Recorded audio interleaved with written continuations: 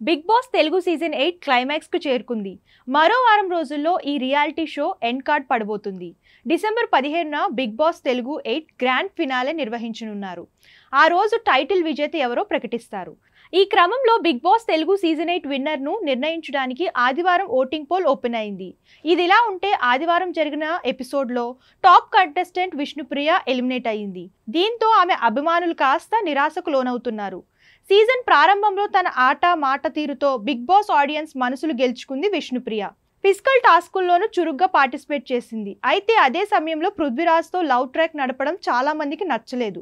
అంతేకాదు తన లవ్ విషయాన్ని ఎలాంటి సంకోచం లేకుండా ధైర్యంగా బయటకు చెప్పింది. కానీ పృథ్వీ మాత్రం కేవలం తమది ఫ్రెండ్షిప్ అని చెప్పాడు.